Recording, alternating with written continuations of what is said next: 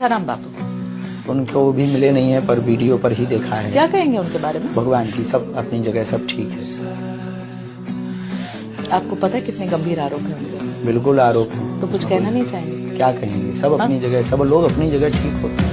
এই ধীরেন্দ্র শাস্ত্রী রাস্তাতে বেরিয়েছে হিন্দু রাষ্ট্র করার জন্য। মানে যে একটা ক্রিমিনালকে, রেপিস্টকে মানে বলতে পারছে না যে ও রেপিস্ট, মানে বলছে ও নিজের জায়গাতে ঠিক আছে, মানে রেপ করেছে, ও নিজের জায়গাতে ঠিক আছে, আমি এ ব্যাপারে কিছু বলবো না।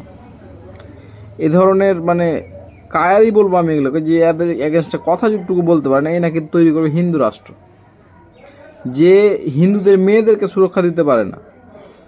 আসারাম যদি রেপ করে কাউকে, সে নিশ্চয়ই হিন্দুদেরকেই করেছে, যেহেতু আশ্রমে তোরা মুসলিমরা যাবে না, হিন্দুরাই গেছে। আর এই মেয়েটা বলছে যে আরোপ আছে, আরোপ নয়, প্রমাণিত আছে, ও জেলে আছে, যে রেপের কেসে জেলে আছে ও। আর এই মেয়েটা বলছে যে আরোপ আছে, আর ও বলছে আমি এ ব্যাপারে কিছু বলবো না।